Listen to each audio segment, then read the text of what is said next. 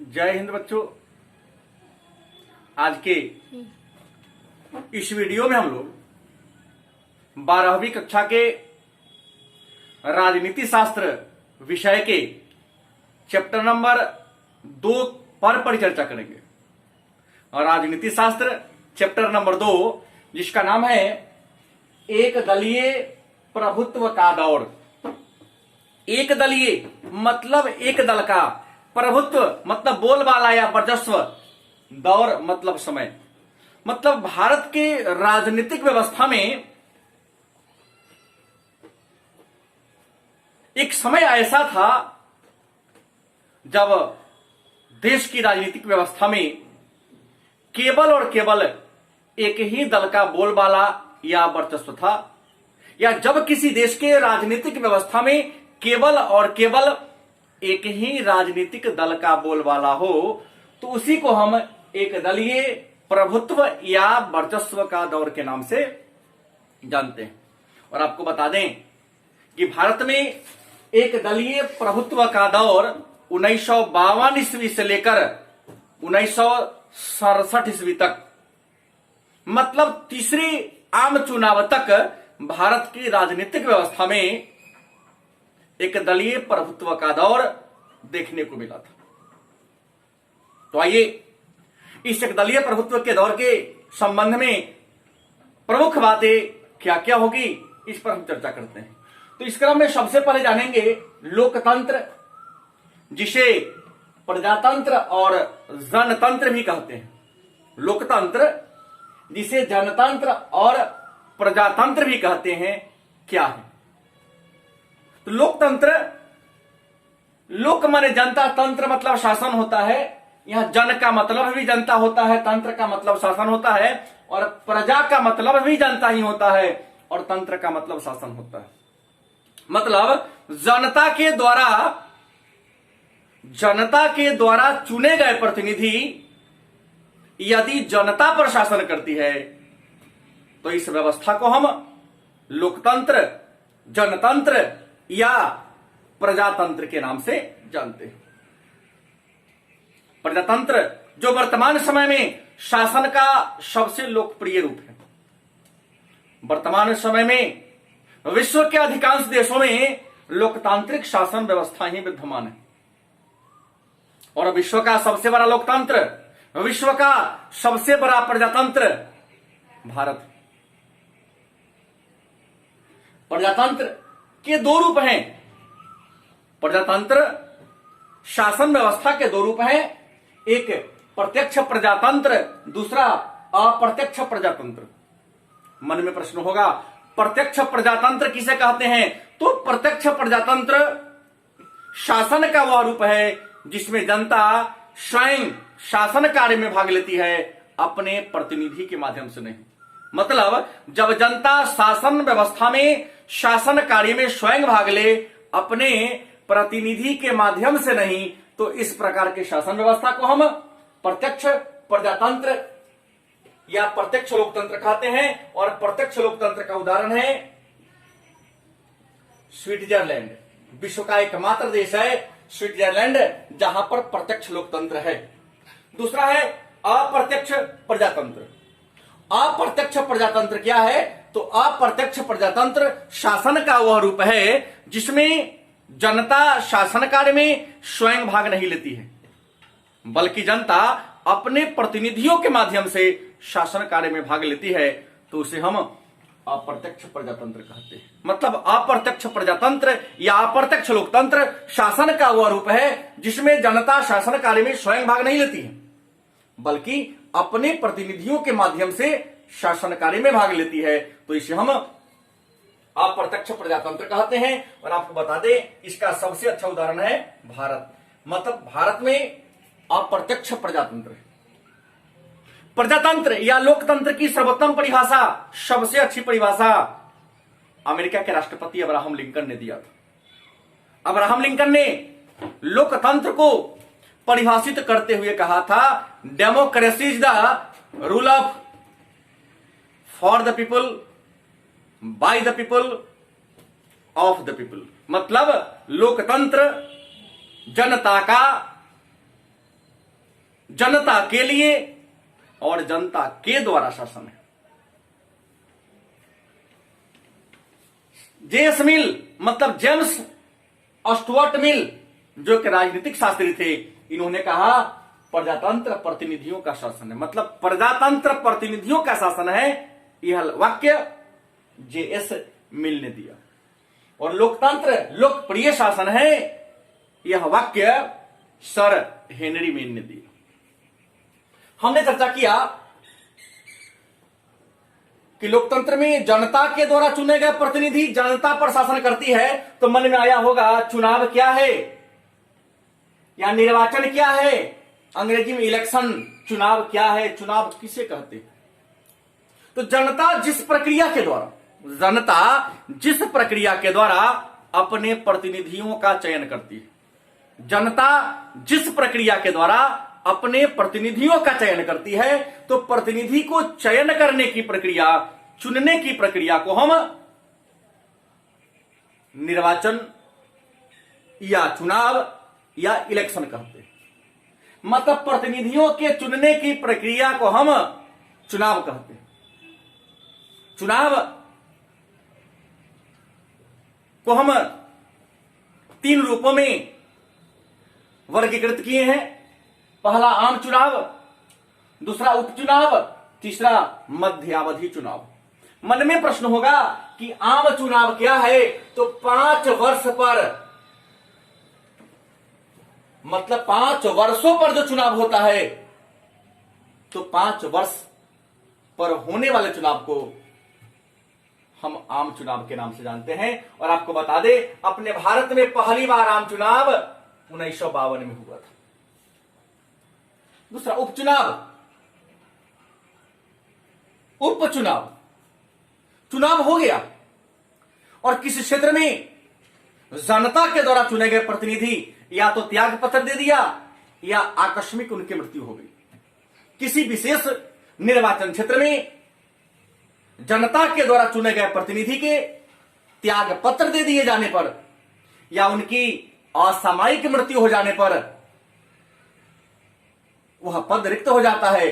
तो उस रिक्त पद को भरने के लिए 5 वर्ष के पूर्व अवधि में जो चुनाव होता है, उसे हम उपचुनाव के नाम से जानते हैं।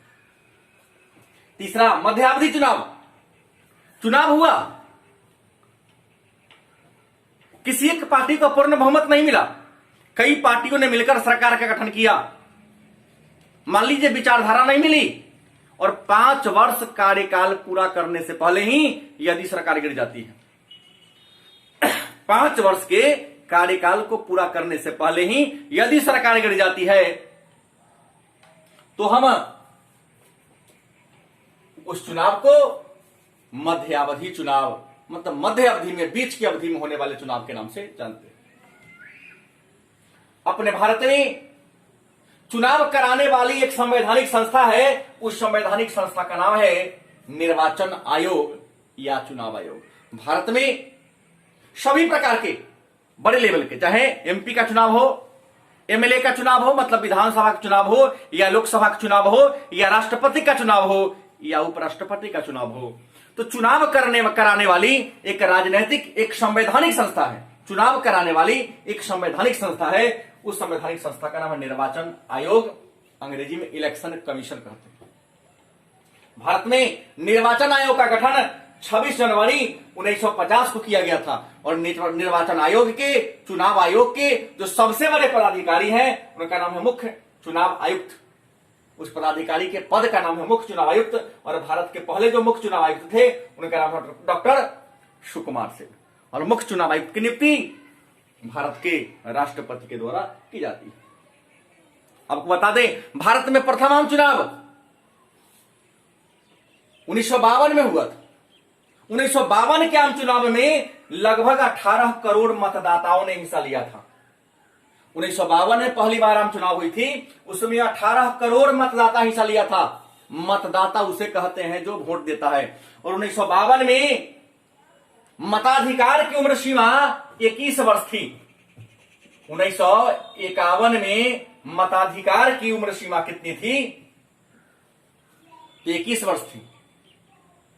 आगे चलकर 61वें संविधान संशोधन के द्वारा मताधिकार की सीमा, उम्र सीमा 21 वर्ष से कम करके 18 वर्ष कर दिया गया।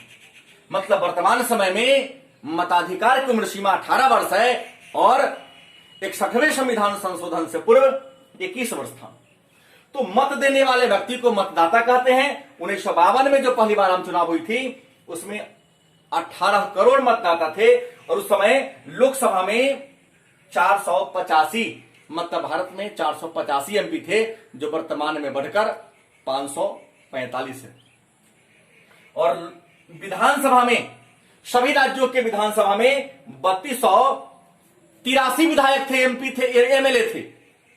1952 में 3283 एमएलए थे, जो वर्तमान में बढ़कर 4120 हो गई है।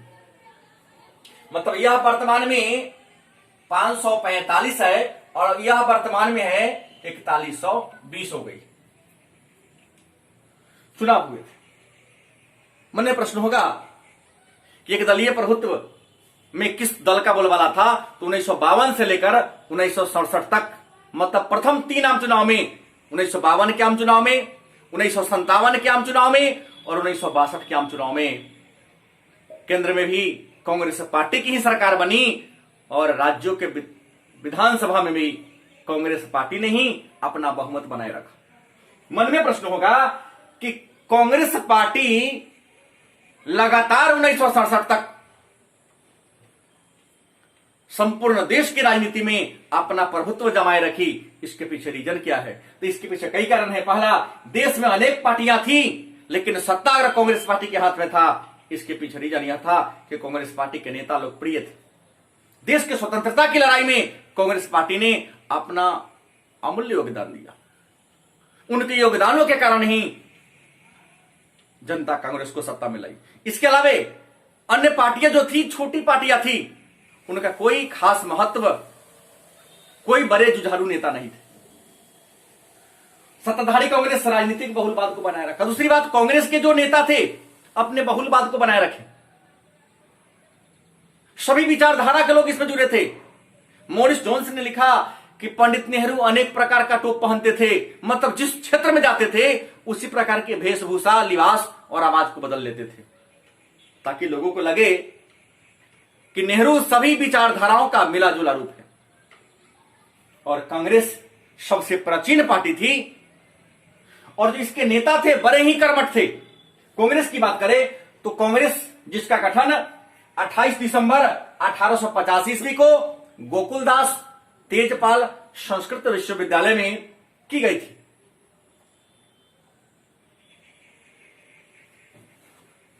इसके पहले अध्यक्ष WC बनर्जी, मतलब व्योमेश चंद्र बनर्जी थे। कांग्रेस का चुनाव चिन्ह 1952 से 1959 तक गाय और बछड़ा था।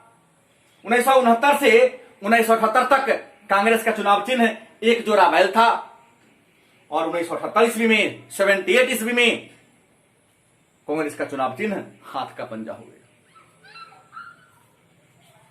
अब है राजनीतिक दल या राजनीतिक पार्टी किसे कहते हैं? तो राजनीतिक दल मतलब पॉलिटिकल पार्टी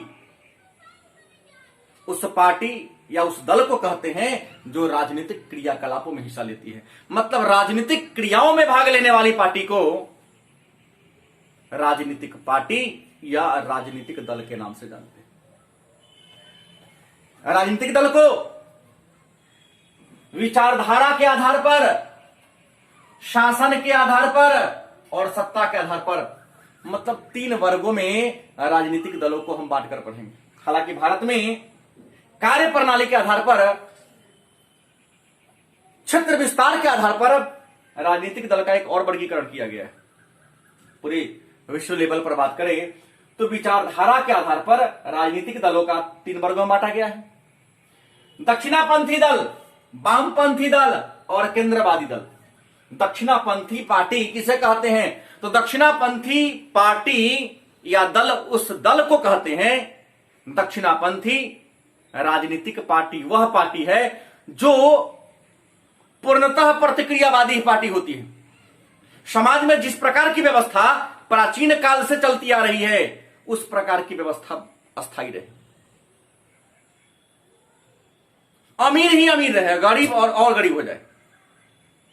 जो सत्ता में पहले से था उसे सत्ता में बने रहने दिया जाए, और जो मजदूर गरीब है उसे मजदूर गरीब की श्रेणी में ही डाल दिया जाए। तो मतलब पूर्णतः प्रतिक्रियावादी पार्टी, व्यवस्था में किसी प्रकार का चेंजिंग न लाने वाली जो विचारधारा वाली पार्टी है, उसे हम दक्षिणापंथी पार्टी कहते हैं। और इसमें अनेक सारी पार्टियां हैं, लेकिन वर्तमान समय में भारतीय जनता पार्टी दक्षिणापंथी विचारधारा की पार्टी है। वामपंथी पार्टी उस पार्टी को कहते हैं जो आंदोलन के द्वारा, उग्र प्रदर्शन के द्वारा सत्ता में बदलाव लाना चाहती है। वह चाहती है कि ऊपर की जो जातियां हैं, अमीर जो हैं, वह नीचे हो जाए, और नीचे जो गरीब तबके के लोग हैं वह सत्ता में आ जाए। मतलब व्यवस्था में परिवर्तन लाने वाली पार्टी को हम वामपंथी पार्टी कहते हैं। जैसे सीपीआई, सीपीआईएम और केंद्रवादी पार्टी, मतलब दोनों का मिला जुला रूप केंद्रवादी पार्टी है। और केंद्रवादी पार्टी का सटीक उदाहरण है भारतीय राष्ट्रीय कांग्रेस। शासन के आधार पर राजनीतिक दल को 3 वर्गों में बांटा गया है। एक दलीय,